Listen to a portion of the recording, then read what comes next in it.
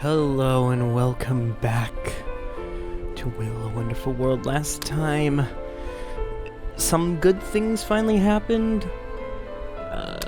Yeah, let's just say that. We got some more letters. 如果时间可以重来 Journey alone.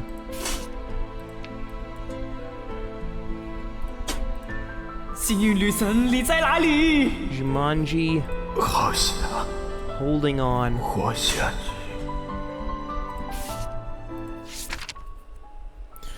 Ever since I was a little kid, I always liked to ponder certain questions. Why was I me? Why were other people them? Why wasn't I other people? Why weren't they me? Did the world really exist? Was everyone living in it the same as I? Or was the world like a movie and I was a projector? If I shut myself down, would the world still exist? I knew I'd never find out the answer to these questions, because I could only be myself, not anyone else. Even when I had learned there were 7 billion people on Earth, or that, compared to the sun, the Earth was as big as a grain of sand, or that in a universe our sun was barely as big as a grain of sand, I still don't have the answers to those questions. Therefore, ever since I was a kid, I was always eager to prove myself to the world. I must get the best grade on the exam. I must be the last person standing in a fight. I must be the best artist in the world.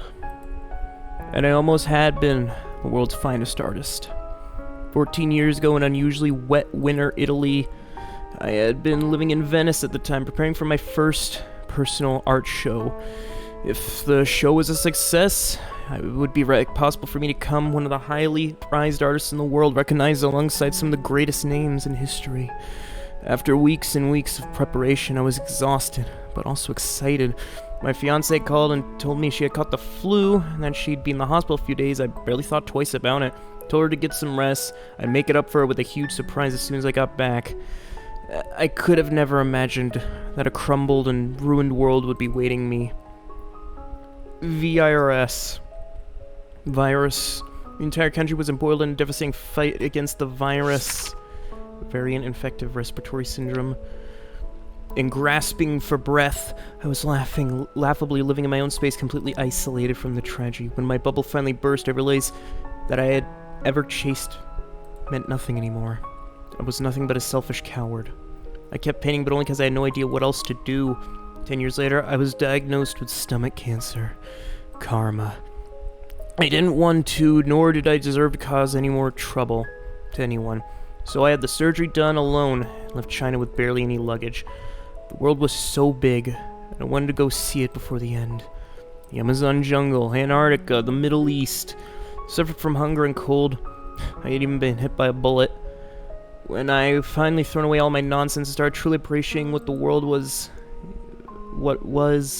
I began to realize this world, the lives, were all magnificent and real. Another 3 years had gone by, and finally I'd been feeling pretty great when I went to the doctor for a checkup. The doctor said I was in remission, the cancer was under control. He said my positive and relaxed attitude could be very helpful. Before I left, he told me to keep living life and treasure it like I had been given a second chance. After I left, I suddenly had the urge to go see a person who I had often been thinking about. But I couldn't allow myself to. I could only hope that she was having a happy and good life. I had settled down in Hong Kong, rented a small studio. I had been teaching little kids drawing. Wasn't paying well, but I was enjoying myself. Occasionally there'd be a few people who visited my studio and they told me that they wanted to purchase some of my pieces. Well, my paintings were all records of the most unforgettable people and events in my life. How could I sell them? God, I'd always loved toying with me. Just when I was getting used to this peaceful life, it was shaken upside down again. Literally this time. A severe earthquake hit the island of Hong Kong without any warning. When I came to, I'd been buried under debris. My right arm was pinned under a piece of concrete, and I had lost all feeling. I assumed the bones had been broken. A day gone by, I hadn't anything to drink. A day gone by, I had heard someone yelling. A day gone by, the darkness had swallowed me. I had gone 3 days without water. My body was severely dehydrated, and I couldn't even urinate. I thought I heard someone calling my name for the past 2 days. I must have started hallucinating. Things couldn't get any worse. I looked at my right hand. I couldn't feel anything. I made a decision. 1, 2, 3, 4. I picked up a rock and smashed it against my right wrist until it started bleeding. I sucked in my own blood, trying not to waste a single drop. Perhaps it was an illusion, but I could feel a lot more energy. Yet my decision didn't seem to pay off. Another few days ago, my right hand barely looked like a hand anymore. No sign of rescue. I wanted to live. When Zora...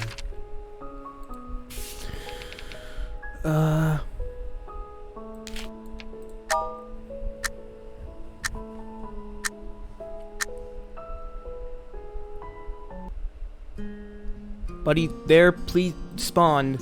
This voice. I'd never forgotten this voice ever. I must have started hallucinating. My mind went back to my teaching days 3 years ago.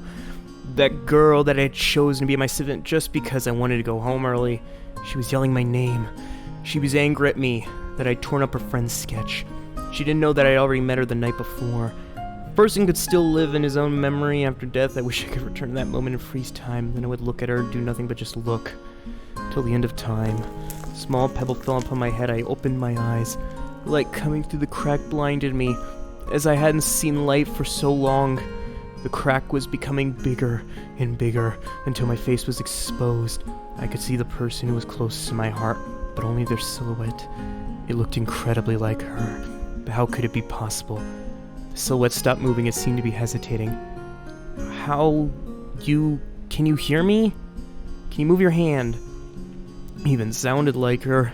Even though I knew it couldn't possibly hear, I still turned off, unable to control myself. I struggled to raise my hand. She reached out. Don't let go. Hold on. Keep your eyes on me. I'm sorry. I'm so scared. Don't be scared. I'd never leave you alone. Ever. I held onto her hand as tight as I could with all the strength I had left. Even if it was just an illusion, I would never let her go again. I'm sorry I've broken my word. The last 3 years I thought about what I would say to her if I ever got to meet her again. So many times in my head. Practiced all the various scenarios I could think of, yet in the end, all I was able to muster was a mere sorry. She didn't respond, but I could feel her shaking. Took a deep breath. Could you give me another chance to love you? 1 year later, a new piece of mine was on display at the Beijing Exhibition Center. I had named it the Sun. A lot of people asked me, wouldn't sunrise be more appropriate? I'd respond with a smile. Yes, to others the piece was about a sunrise, but to me it was about the most important thing in my life. It was the sun, but not the sun. I glanced at the girl to my right who was staring at the painting quietly. Put my arm around her shoulder. It started snowing outside the center. Pedestrians stopped and marveled at the scene. No one had seen snow in the middle of summer. Yet while the snow kept getting heavier, the sun was still shining blindingly in the sky. My eyes squinted, and I held on to her even tighter. We both smiled. God had really blessed me.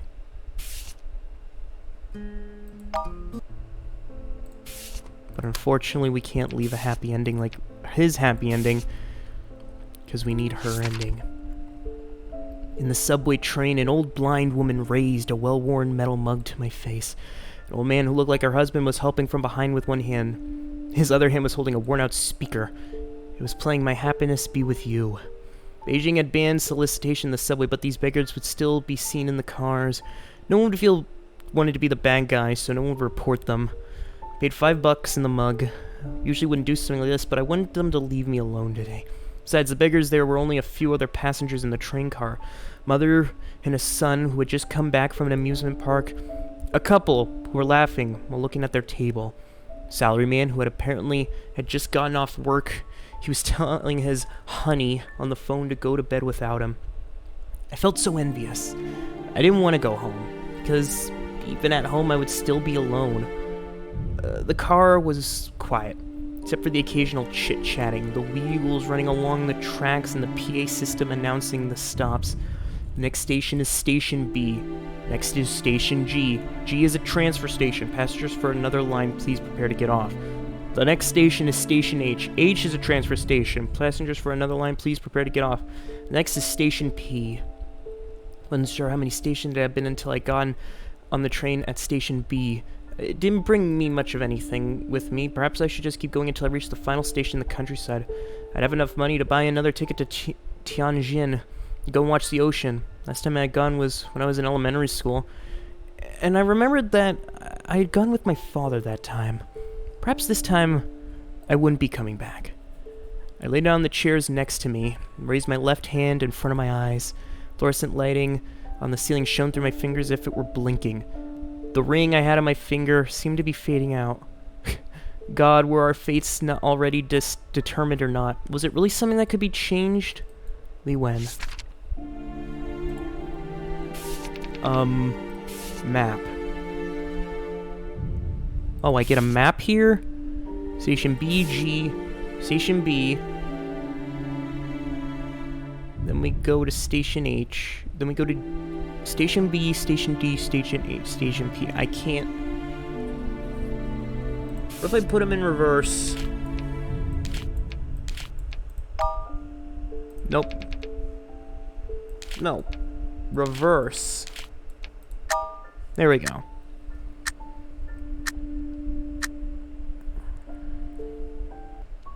Well, finally got home.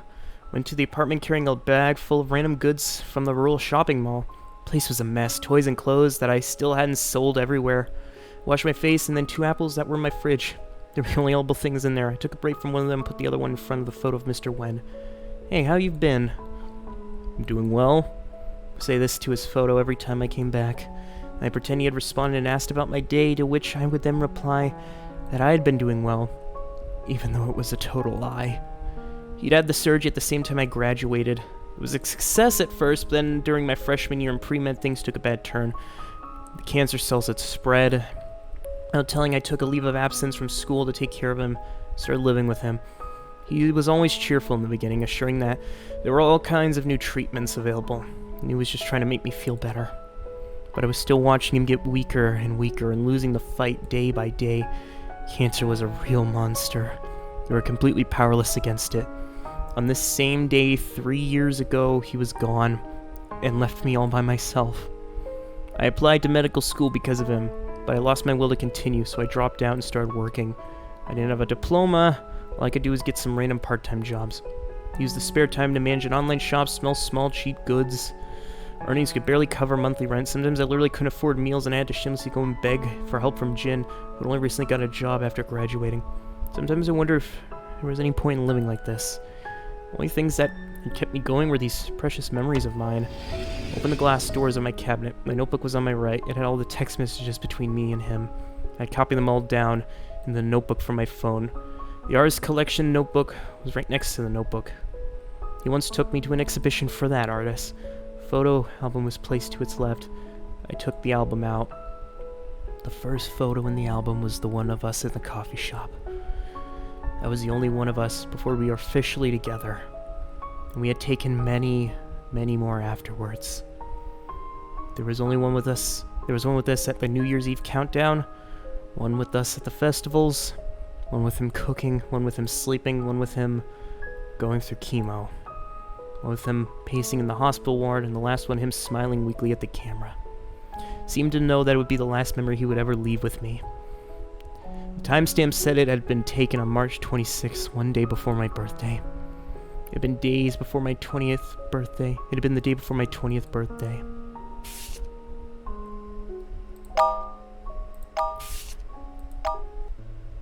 I think I'm just gonna close that one off. Well, that's... So now, we're done with 𝐬𝐬 and 𝐬𝐬's stories. We're done with them.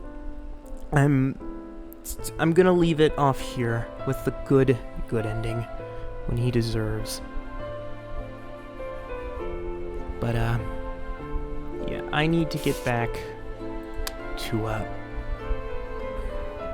yeah, let's get back into it. Unit 4 gone. I sat in my seat opposite the bathroom. The office felt empty. Officer Ji-young was still in hospital. Lieutenant Kang had been sent to the detention center. Couldn't find out anywhere. Couldn't find out where. And Officer Min-jun, never be able to see him again. So I was the only one left in Unit 4. Min-jun had been murdered. The case had been turned over to Superior Investigation Agency with Unit 3 assisting. People from Unit 3 had come and taken everything that belonged to Lieutenant Kang. Fortunately, I'd been prepared. I made copies of Lieutenant's files and reports. I also kept the red folder with files on Unit 2. The files and reports were mostly about the case that Unit 4 had solved. Nothing too important in there. Although I did read a lot of familiar words in his reports, my words. If I understood why he told me to write longer reports, he probably not just copied. It looked like he had done the same to reports written by Min Jun and Ji Long. I shook my head, put them away, and opened the red folder. After they had taken Kang, I had read everything in the folder. I learned about Lieutenant Kang had been the only surviving member of the old Unit 2. The files in the folder had records of details of Operation White Bay, which had been initiated by the previous police major. They also included every mission that Unit 2 had been involved with. Every mission had been a success, except the last one, codenamed W620. It was during that mission the entire unit had been taken out. Lieutenant Kang must have been reading these files as a memorial to his former colleagues. I still remember him crying when I saw him looking at the documents. I would also remember Min Jun telling me awkward military jokes while he was reading Encyclopedia on Firearms. I almost felt like everything had only happened just yesterday. I'd fought so hard to be a proud member of Unit 4. Thought I'd have the chance to spar with Lieutenant Kang every once in a while. I thought I would be listening to Officer Min Jun's war stories. Tell me of events that had happened a long time ago on some distant islands. I thought that one day I would be fighting side by side with the three of them, all in the name of justice.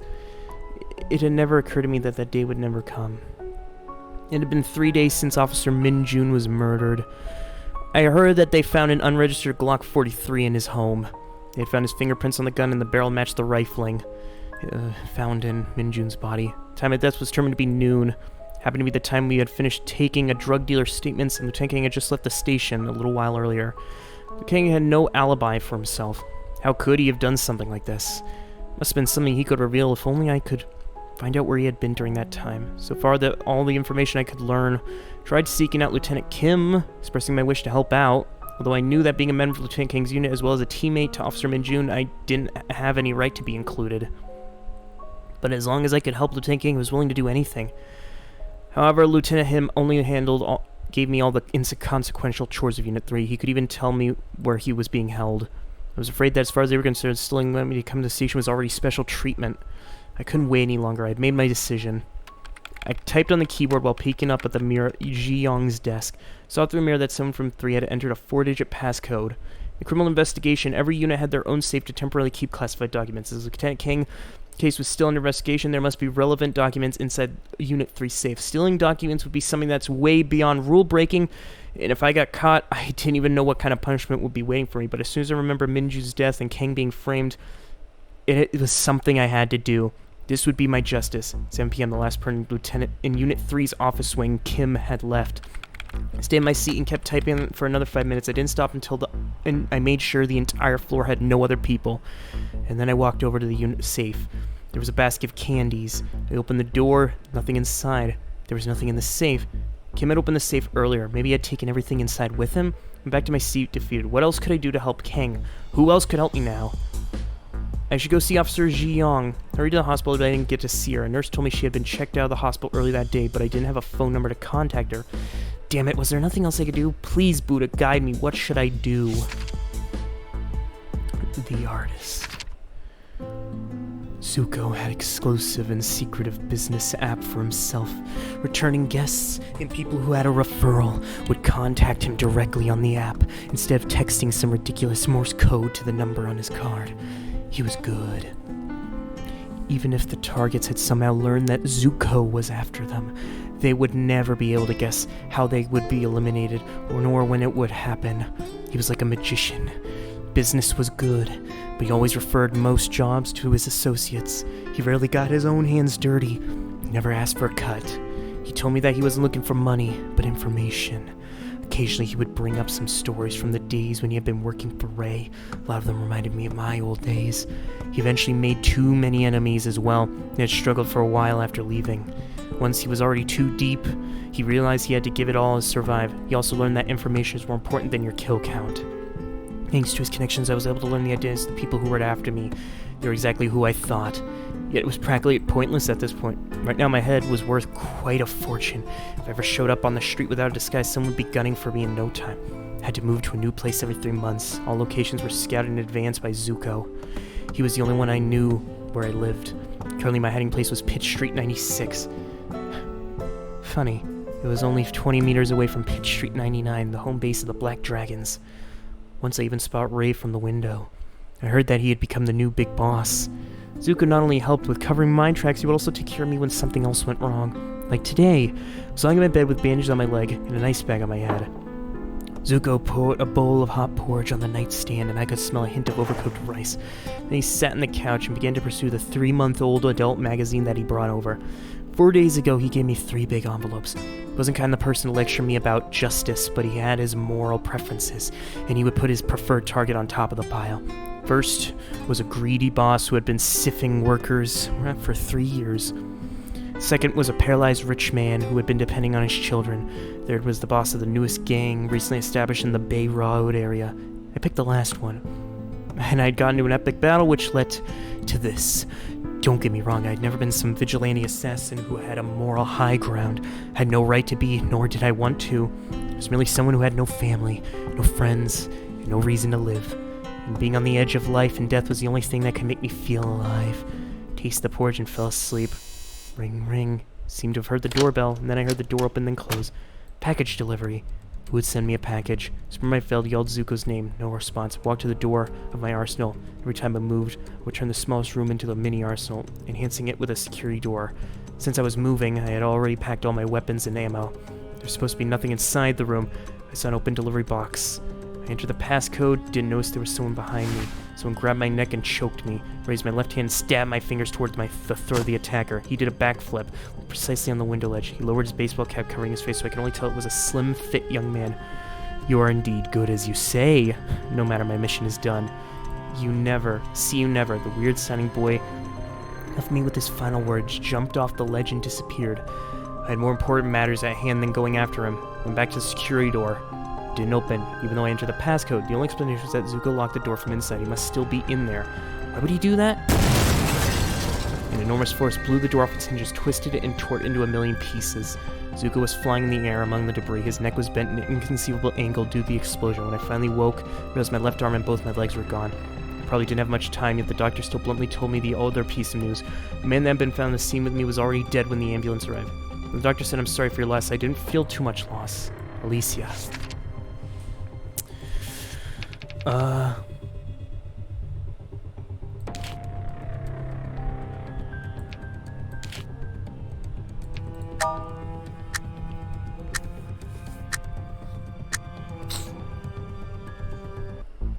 was a stack of files in the safe. I quickly flipped through them. They were exactly what I'd been looking for, but before I could find out where the lieutenant was being held, I heard someone walking in my direction.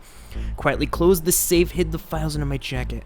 In the men's bathroom, there was a stall that had a window to the outside. It wasn't too big, but it was enough for an adult man like me to climb out. And the back door was not too far from the window. I opened the door to the stall and stepped on the lid when I heard a deafening scream. Meow. I let out a scream myself and fell to the floor. The bathroom door opened. The person who had just come in was no other than Lieutenant Kim. For a moment, I even suspected that he had seen through my plan to steal the files. Pulled me from the floor and took the files away from me. Then he said in a lowered voice, "For the sake of us both having worked together, I won't tell anyone about what happened." I thought Lieutenant Kim would be saying this in an accusatory tone, but when I looked at his face, I realized he was actually smiling. Why would he be smiling? Couldn't figure out what he was thinking. All I could feel was a chill down my spine. Zuko grabbed me from behind and dragged me away from the door. Boom. Enormous force blew the door off his hinges, twisted and tore it into a million pieces. Zuko blocked most of the debris. His body had become almost unrecognizable. He was holding my hand so tight. Zuko was gone. There was no funeral. A couple of his body handlers took care of everything. During the night of the full moon, I opened my fist and examined my palm. Zuko had given me one last present. He was hiding his hand before he stuffed it into mine when he died. It was a small metal part that was taken off the baseball boy's bomb.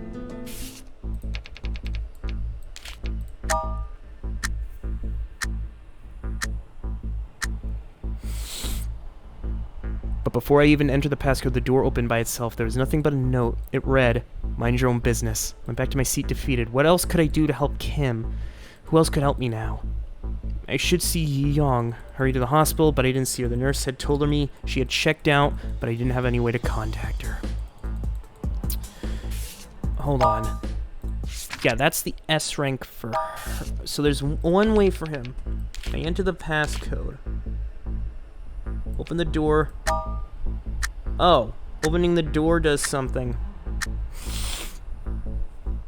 Someone grabbed my neck and choked me, raised my hand, stabbed my fingers. He did a backflip and got away, landing precisely on the ledge. Lowered his baseball cap, covering most of his face so I could tell it was a slim-fit man. Too bad I have to kill you today. He lunged 2 knives. I picked up a fruit knife and tried to block him. We were quite even, and somewhere on the street I heard what sounded like an explosion. My eyes involuntarily drifted to the window. I suddenly had a bad feeling. Gave the opponent a chance. He stabbed the 2 knives in my artery, clean and swift. Had my end finally arrived. The door didn't open as I'd hoped. Had I misremembered the passcode? Not possible. I recorded the passcode. I even checked it twice. Last person used was Lieutenant Kim. Had he noticed my plan and changed the passcode? I'm back to the seat defeated. What else could I do to help Lieutenant King? Who else could help me now? Yi-Young, then we go see her again. But she's not there. So what I need to do is I enter the passcode, open the door. Would that be the same as S rank? Okay.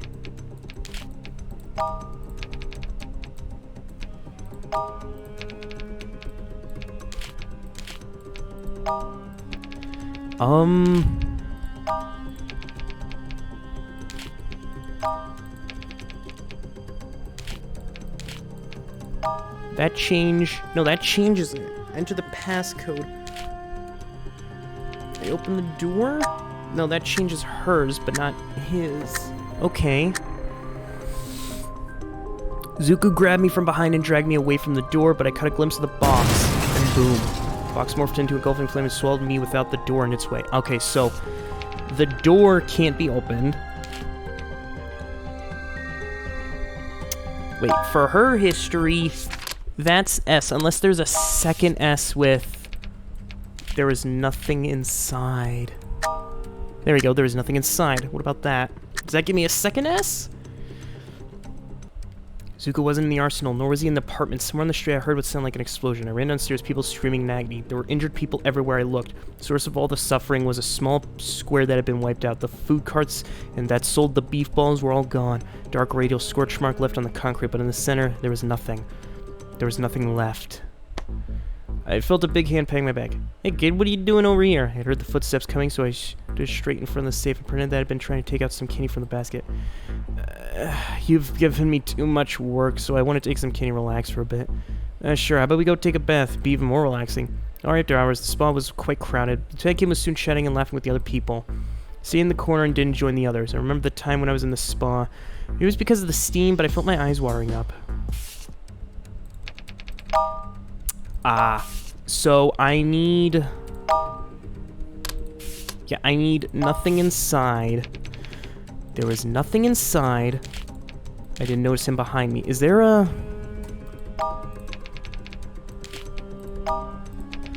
What do I do? Am I unable to... Oh... I can't get it yet. That makes sense. I can't get it yet. Huh. Oh, well, I can go back to here. Wonderful, wonderful. Any new mail? No new mail. Huh. I can go back here. You know what it is? There is a cat. So something tells me I need to get another message from the cat. So all we got right now is Jimmy. The antidote I just inject you will allow you to live for 2 more hours. I'm waiting for you at the location marked on the map. Some smaller letters have been written. Jumanji. I just wanted to tear the map that he left me on the steering wheel into pieces. What's wrong with this psycho? Freaking Jumanji? Such an old movie. You must be ancient, freak. I don't even have a fucking license. Bang my head on the steering wheel and let the horn screech out of frustration. A few minutes later, not even a bird seemed to have been disturbed, not to mention any neighbors. Fine, it was just driving, right? Seeing the movies. Tried to recall the controls in the racing games. Oh, and the scenes from Initial D. I stepped on the brake, shifted the gear, turned the ignition. A series of teeth-grinding screeches. The engine finally started. It sounded exactly like an old man with asthma. Car moved forward. I held on the wheel for dear life, and I was able to guide it out of the warehouse. I didn't scratch the wall, nor did I bump into the pole. I kept going and stopping and starting numerous times. After following the map for 20 minutes, I began to see other cars on the road. It was getting more crowded. First, I thought the traffic had been slowed because I'd suddenly gotten close to the sea, but then I realized something wasn't right. There were too few people and too many cars. On the radio, the anchor happened to report the news. College students are gathering on the street to oppose the recently proposed controversial draft of the education bill. They're moving towards Mongkok. Police have arrived to maintain the peace. Several blocks are currently closed to regular traffic. The impacted areas are seeing a significant increased travel time. All drivers should remain alert during road conditions. A protest? Alarm went off in my head, but it was too late. The cranky old car was stuck firmly in the middle of a traffic jam, and I had nowhere else to go. Roadblocks have been placed at several crossings that have been used for turning. Several police motorcycles were parked nearby, their lights blinking red and blue. Policemen were directing the traffic, and the cars were moving slower than the pedestrians. If I kept going like this, I'd be dead before I got past a block. I checked the map to confirm the route. He did it on purpose. Fine, if he wanted me to play Ed Guiden, I would play Toretto too then. I had nothing to lose. I turned the wheel full left, stepped on the gas. The car knocked the roadblocks away and continued in the street. I kept slamming the horn at the damn college students. I heard sirens behind me. Police who had just been smiling at me a few seconds were now coming towards me on their bikes. They caught with me, I wouldn't be able to restart the game. I'd gone through the street as fast as I could, turning on a remote I was familiar with. No damn protesters. Light turned green 200 meters. Very few people ever use that crossing, so the green light typically only lasts for 10 seconds. News had to go through every time. However, as the other direction was a truck exit off the freeway that usually took a lot of coverage tricks, the red light would last a full minute. Glanced at the speedometer. I was going 15 meters a second. Had to get rid of the police here. I drove at the same speed for 100 meters, stepped on the gas hard, accelerating, increasing my speed. Drove another 100, stepped on the brake hard and reduced my speed. In the wildest dreams, I never thought I'd be involved in a car chase with some policemen. Definitely had not imagined that I'd be driving an old piece of junk that just fall apart at any time. Still, the engine seemed to be roaring. I felt that the car was just trying to tell me that he used to be a beast too. The car flew, leaving a trail of black smoke. Crap, I'd gone too fast too soon. The policeman sped up and got me through the green light. I'd be able to find another chance to get rid of them. More and more police joined the chase. In the end, I was blocked by two cars at a crossing. The blinking lights almost made me blind. I was surrounded by numerous officers and their guns. I had no choice but to step out, my hand behind my head. Got slammed on the hot engine. You have the right to remain silent. Everything will be used. Hearing those lines I only heard in TV and movies did not excite me. They said they accused me of lawful driving, speeding, vandalism, murder. Wait, murder? They brought me behind the car. The trunk was open. Knives, handcuffs, shovels. Some of them had sinister-looking red liquid. What the hell? I can imagine Pi sitting on a sofa, sipping a glass of red wine, mocking me. Must be the sickest, most devious serial killer ever. Didn't have much time, at least not to convince that I was innocent. Sitting in the back car, all I could do was pray. God's fortune, please show me some miracles. Alright, so what I need to do is... Okay. I have to get rid of them. 60. Okay. 200 meters, it's 10 seconds away. Let's do quick maths. 200 meters away, 10 seconds. That means every 10 seconds I need to be going 20 meters. Then the red light will hit. After 10 seconds, the red light will hit. So that means 15 kilometers. If I brake, no, don't brake. If I brake, that's 7.5. Quadruple that, that'd be 30. So 7.5 meters a second. That's too slow. So what I need to do is I need to accelerate, which will increase it to 60 meters a second. No, that's too fast. There we go. Increase it quickly. 15 meters. After 100 meters, that would be... Light turned red just as I drove past the crossing, and a couple of cargo trucks rushed from the other side. The police had to stop before the crossing. Yes. I drove into another alley and finally lost them. Rushed the rest of the way as fast as I could, trying my best not to attract unnecessary attention. It had turned from a flat road to a zigzag uphill climb. Fewer and fewer lights. I'd reached the end of the road. Destination marked on the map. Taking me an hour and a half. Nothing else beyond the road but some woods. Would Pi be waiting? Got out of the car just as I was hesitating. The theme song of my favorite game suddenly played in a bush nearby. Hong Kong Drift.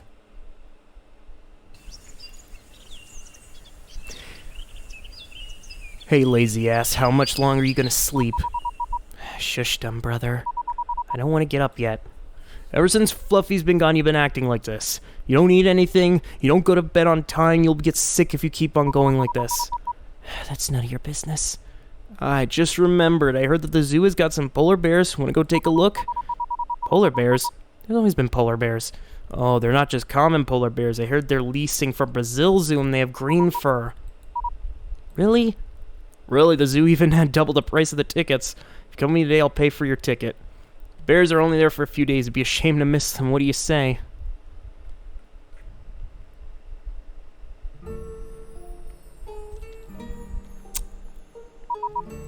Is that true? Are there pandas with green fur? Just a dream. I knew it. When did I ever have a brother? Wait, what time is it? Only 10? Still quite early. I should go and find something to kill time. Oh. Seems clean. Photo album. Why are there any photos? This is my favorite doll, Buka. Though I have a feeling that it's not always been there. How long has she been here? Yeah, it doesn't really matter. I'm glad you're here with me. There's a lot of dog hair on this pillow. Is this Master's hair? When did I pile these books on the floor? Let me see. The Story of Isle of Dogs, Midnight Convenience Store, 428 at Deep, Square Lightning, The Assassin, Probability, Random Variables, and Stochastic Processes. I don't remember having any of these books. I know I've forgotten many things, but the last one doesn't even seem like a book I would read. Could it belong to someone else? There's no one here besides me and Master. It must be his then. The outside's still so upsetting. Everything is red and it's still snowing. When will it stop? By the way, I don't think I've ever watered this. How is it still growing so well? What do we got? Letters. It's the Master's job to handle the letters and help the humans. He always stacks the ones that he has read on the shelf. Every time I bring him tea and snacks, I secretly take one to read. He never notices one or two missing. Although I'm surprised by how many I've collected. Miracle he hasn't caught me yet. Wait, there seems to be a note in the middle of the letters. What is that? Omnidimensional probability generator instruction manual. Huh? What is it? It seems like a manual to some machine. Attention! Do not misplace the instigator pen. All requests must be entered as text. All descriptions in the request must be objectively accurate. The energy consumption is irreversible. The old sketch on this note looks a lot like the Master's writing. There's more note. Addendum, sample applications. The user who holds the instigator is in an isolated environment is able to exhibit an identical behavior to someone external. This feature is achieved by modifying the target's behavior to be identical to the user's, not by reading the target's mind. Memory tampering. The user who holds the instigator is able to foresee other people's future behaviors and reveal the past of unknown strangers. This feature is implemented by modifying the target's future behavior or past history. It cannot actually predict the future or tamper with one's memories. Warning, altering objective past events could lead to unpredictable chain events. Please operate with extreme caution. Yeah, that sounds like what we're doing. There's more. Resurrection. If it is possible to identify the objective events that led to a target's death, that death can be prevented by altering the causal links among the chain of events. The ability to teleport. The distance of teleportation does not impact the amount of energy. Time leap is unverified. That sounds so cool. If I could do it, I would immediately teleport myself to a sunny beach. View of this place is terrible. Although, what does time leap mean? I don't understand. Weather manipulation. The user who holds the instigator is capable of changing the weather. This just sounds like the shit I've been doing. Like, oh, it's raining, or now it's not raining, or oh, now this object's here, but now it's 5 feet away. It just sounds like everything we're doing. Using this feature may consume a significant amount of energy and even potentially destroy the ecosystem. Transfiguration. The person who holds the instigator can change their appearance of that or others. Unlike standard transfiguration, this feature allows users to change into another species entirely, such as a cat or a dog. Change into a dog. Is that why Master can speak? No, what am I thinking? It's probably confusing. It's probably a confusing musings of an extremely bored imaginative person. Master can speak because he's a god, and why would a god need a machine? Maybe he's not a god. I don't know. Seems clean. What can I activate? Just all the stuff. So this pen, it isn't a pen. It's like a magic wand of some sorts that allows the user to do whatever. What's this? Storage box? Don't know how to open it. What is it? It's a dice. It's just a dice. Why did I think it was something else? Was I hallucinating? Oh well.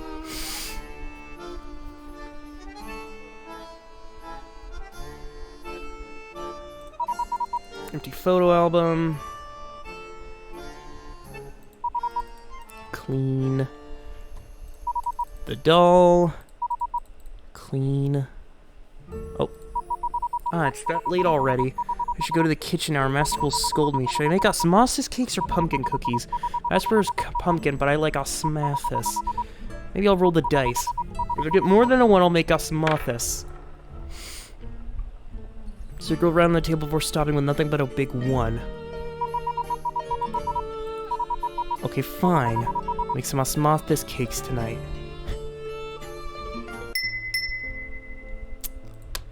I think I have time to do one more.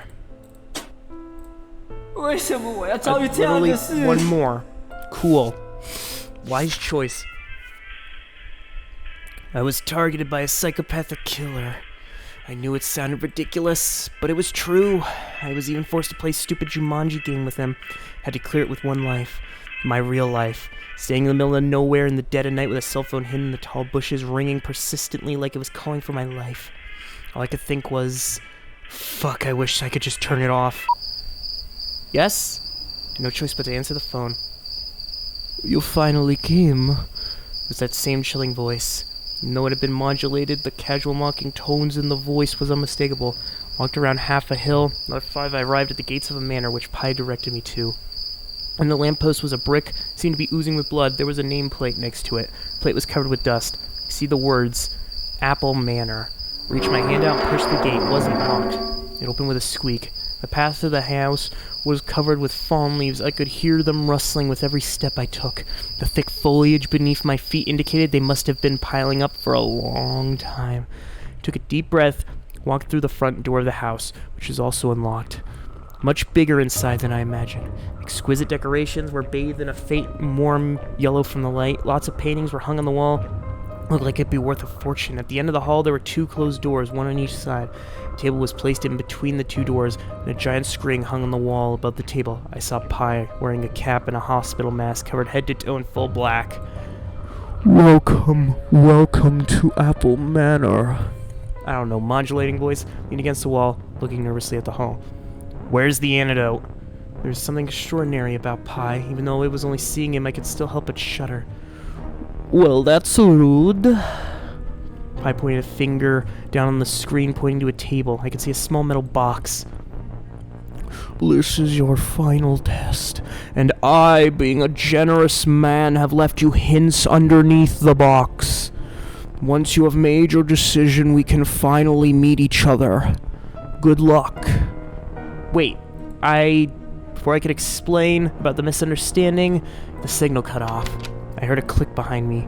Ran back to the door, grabbed the handle. It was locked, damn it. Ran up to the table, opened the middle box that was placed on top of the white tablecloth. 5 syringes filled with liquid of 5 different colors. A pile of handwritten notes had been left underneath the box. The first one said, Wise man's choice. Encountering something that fantastical and strange in real life had left me speechless. The second one said, The antidote will save you, the poison will kill you. In these 5 syringes, the blue one is the antidote.